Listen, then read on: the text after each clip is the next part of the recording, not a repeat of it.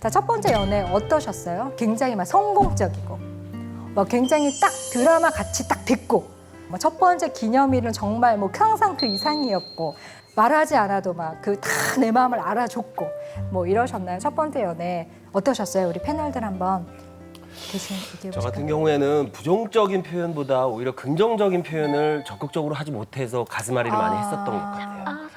안아보고 싶고 손잡아보고 싶고 키스하고 싶고 이 얘기를 잘 못해가지고 못해가지고. 뜸들이다가 오래 걸려서 오빠 같은 사람 보다 천만다 천만 이러면서 이제 떠나가셨군요. 가슴 아프셨겠어요.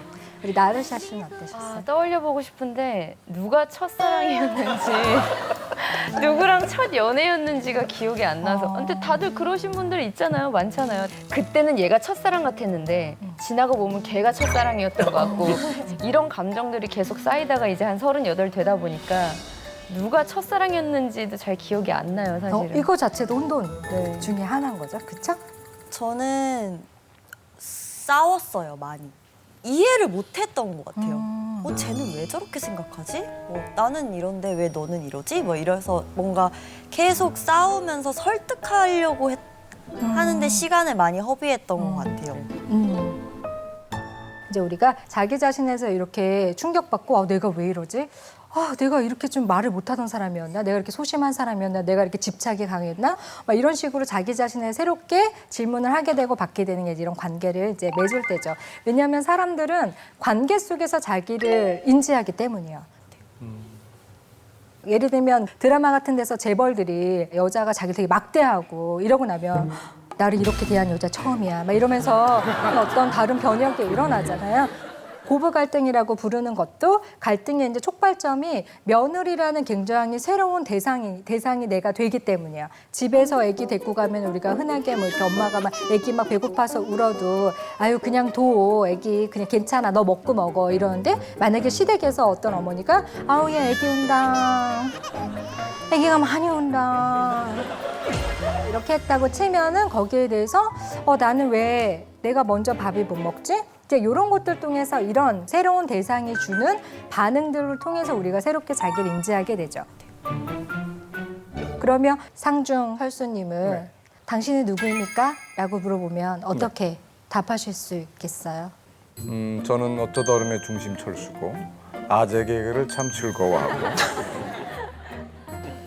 그리고 배우를 하고 있는 현재 대한민국에 거주하고 있는 김상중입니다. 너무 좋은 게 하나 있었죠. 아재 개그를 즐거워한다. 중심 철수다운 아주 엑설런트한 답변이 하나 있었어요. 근데 보통은 우리가 이렇게 물어보면은 이 어떤 이력을 얘기하죠. 근데 이제 사랑은 그런 거를 물어보지 않아요. 당신이 하는 일 중요하지 않고 당신의 스펙도 사랑에는 별로 도움이 관계 맺는 거에는 도움이 되지 않아요. 우리가 사회적으로 써왔던 기능과 관계에서 쓰는 기능은 굉장히 다른 것들이라는 거죠. 그래서 좀 더 자신을 알아가는 이제 기능이 필요하게 되는데요. 이런 사례가 있었어요. 미니와 현수라는 사람의 사랑 얘기인데요. 미니하고 현수는 굉장히 그 얘기를 많이 하는 커플이었어요. 그런데 우리가 일반적인 관계에서 누가 되게 재밌는 얘기해주고 웃긴 얘기해주면은 누구 만났을 때 말하게 되잖아요. 야, 나 오늘 진짜 웃긴 얘기 들었잖아. 이런 거 막 얘기하잖아요. 그런데 미니가 자기가 자기 스스로를 관찰해 본 바 현수한테 들었던 재밌는 얘기를 그 누구한테도 하지 않는다는 걸 알게 됐어요. 그래서 내가 왜 이러지? 이러면서 미니가 자기 고민에 빠지게 됐어요. 근데 미니는 그때 되게 운 좋게 상담을 하게 됐어요. 그래서 저한테 약간 이런 특징들이 있는 것 같아요. 이런 얘기를 하게 됐는데 자기 자신에서 알아갔던 한 가지 사건은 뭐였냐면 미니가 초등학생 때였어요. 초등학생 때 미니의 엄마는 시댁 식구와 함께 살았어요. 그런데 어느 날 그 시댁 식구들이 다 여행을 가고 혼자 있던 날이 있었어요. 엄마랑 미니가. 그러면 이제 이런 날은 친구를 불러야 되는 날이거든요. 그래서 이제 엄마가 친구들을 다 불렀어요. 그래서 친구들하고 막 얘기를 하면서 이제 이런 거 너무 힘들고 이런 거 너무 힘들고 이랬어요. 그랬더니 친구들이 뭐라 그랬냐면 야, 그래도 미니 있는데 이런 얘기 이렇게 다 해도 돼? 이렇게 말했어요.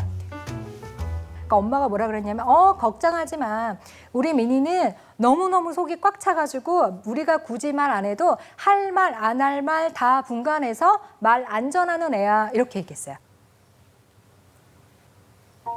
어렸을 때 그 순간 이렇게 누군가 해주는 말은 누구한테 전하면 안 되는 거구나 이런 생각으로도 자기 검열에 딱 묶이게 된 거죠. 이게 이제 민희가 현수라는 사람과 연애를 하면서 알게 된 자기 자신의 숨겨져 있던 영역이죠.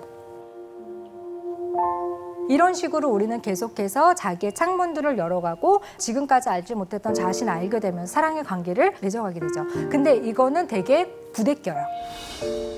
하기가 되게 버거웠단 말이죠. 그러면 방치하게 되면 어떨까요? 아우 됐어 이렇게 하지 않을 거야. 그러면 첫 번째로는 굉장히 피상적인 관계를 맺게 되겠죠. 아이 뭐 그냥 좋은 게 좋은 거지 뭐 인생 뭐 있어. 그래서 관계를 깊게 들어가지 않는 거예요. 야 피곤한 얘기를 하지 말자. 야 뭐 좋은 얘기라고 그런 거를 해. 그냥 야 우리 만났을 때는 즐겁게 먹고 좋게 지내다가 그냥 안 맞으면 쿨하게 그냥 또 갈 길 가고 이러면서 가자. 이렇게 약간 피상적으로 관계를 맺게 되는 거예요. 두 번째는 자기 연민에 빠져요. 내 말을 알아듣는 사람이 없어. 있잖아 나는 한국 사람하고는 안 맞아. 내 짝은 한국에 없고 난 이태원 가야 마음이 편하다. 막 이렇게 하면서 자기 연민에 되게 빠지는 거예요. 그다음에 이제 고립이죠. 아 그냥 혼자 살겠어. 사랑 따위 너무 귀찮아. 너무 골치 아파. 관계를 맺지 않을 거야. 그냥 아예 그냥 다 싹을 다 잘라버리는 거예요. 뭐 아무것도 관계 맺지 않고 그냥 혼자서 다 하는 거죠. 그러면 이제 폭발하는 거예요. 야, 내가 지금 이 일 하나 때문에 그러는 줄 알아? 막 이러면서 막 창고 대방출하는 것처럼 얘기하는 분들 있죠? 막 이런 식으로 얘기하는 거예요. 그 다음에 이제 관계를 완전히 파괴해버리죠. 가버려. 나도 원래 가고 싶었는데 참고 있어서 가버려. 막 이렇게 하면서 가라고 하는 거예요. 이렇게 계속 방치하게 되면 이제 질병에 걸려요. 화병이랄지 위염이랄지 이런 그 신체적인 그 신체화 증상이 이제 나타나기도 하죠. 이렇게 사랑이 주는 도전들에 대해서 우리가 적절하게 반응하지 못하면 이제 우리가 길을 이렇게 벗어나서 갓길로 가게 돼요. 자, 그럼 우리가 이 관계에서 조금 더 어려움을 겪는 순간들을 알아보도록 하겠습니다. 자, 첫 번째는요, 섹스. 그러니까 섹스는 심리적으로 굉장히 복잡함을 반영해요. 근데 우리나라의 섹스가 굉장히 딱 쾌락적인 측면, 자유적인 측면에서만 많이 강조되고 있어요. 근데 섹스는 생물학적인 측면, 또 사회학적인 측면, 심리적인 측면, 그다음에 육체적인 쾌락의 측면, 또 책임의 측면 다루어져야 될 것들이 굉장히 많아요. 저희가 한 5년 전쯤에 성에 대한 포럼을 한번 했었어요. 그때 이제 어떤 리서치 회사에 의뢰해서 20, 30대들에게 물었어요. 성에 대해서 가장 지식을 많이 얻는 곳은 어디인가요? 1위가 어디였냐면 인터넷이었고요. 2위가 형이었어요. 굉장히 독특했죠. 그 회사에서 되게 신기해하고 재밌어요. 보통 자기네들이 굉장히 많은 데이터베이스를 돌리는데 지인 혹은 동료, 친구가 나오지만 형이라는 특정 집단이 이렇게 튀어나오는 거는 다 형들에게 전수되나 보다면서 번외 수다를 떨기도 했어요. 그래서 한 사람이 가지고 있는 인맥 자체가 성에 대해서 되게 진지하고 또 심리적인 측면을 강조하고 책임을 강조하고 이렇다면 그 사람이 가지고 있는 성 가치관은 대부분 그래요. 근데 그 사람이 속해 있는 그 그룹이 성에 대해서 굉장히 쾌락 측면만 강조하고 그러니까 책임감이 좀 결여돼 있고 이렇다고 한다면 그쪽으로 약간 쏠림 현상이 있을 수 있어요. 그래서 섹스의 순간에서 여러 가지 이야기할 것들이 많이 있겠지만 저는 그중에서도 부정적인 감정에 대해서 표현하는 것들이 너무나 중요하다고 생각해요. 예를 들어 첫 번째 스킨십, 어떤 섹스를 나는 어디까지 원하는가. 우리가 2월 달에는 섹스를 하는 사이였어요. 그런데 우리가 2월 달엔 사랑하고 서로에 대한 어떤 책임감이 있었지만 5월 중순쯤에 사라질 수도 있잖아요. 근데 우리가 한번 튼 사이라고 해서 6월 달까지 계속한다? 이거는 조금 이상한 거죠. 섹스를 한번 텄다고 해서 계속 틀 수 있는 건 아니잖아요. 이런 경우든지 아니면 처음에 이제 연애를 시작한 사람들, 서로에 대한 정보가 많이 없을 때 어디까지 우리는 협의할 수 있는가? 이거 되게 맨정신에 잘 얘기할 수 있어야 돼요. 난 12시에 햇살을 받으면서 아이스 아메리카노를 마시면서 매일매일 물어봐야 되는 거예요. 어디까지 할까? 언제? 막 이런 식으로 정확하게 얘기를 해야 되죠. 만약에 이때 상대방이 이럴 수 있죠. 나는 글쎄 섹스는 좀 그래. 별로야. 라고 만약에 얘기했어요. 그런데 계속해서 회유하거나 막 설득해요. 이거를 뭐라고 부르죠? 폭력? 그렇죠. 이거를 성폭력이라고 불러요. 데이트 관계 안에서는 어떤 성적인 의무가 있는 관계가 아니에요. 그렇기 때문에 하고자 하는 자의 어떤 욕구도 중요하겠지만 그보다 더 중요한 건 하고 싶지 않은 자의 자기 결정권이 훨씬 더 중요하고 거부 의사가 훨씬 더 중요해요. 그다음에 이제 두 번째는 피임을 원하는 방식이죠. 섹스를 하는 관계라고 한다면 피임에 대해서 되게 적극적으로 얘기를 해야 되는데 제가 보니까 거의 얘기를 잘 안 하시더라고요. 뭐 콘돔 있니? 없는 줄 알고 내가 가져왔지. 뭐 이런 얘기 안 하시는 거예요. 내가 그럴 줄 알았어. 내가 2개 준비했어. 막 이런 얘기를 전혀 안 하시는 거예요.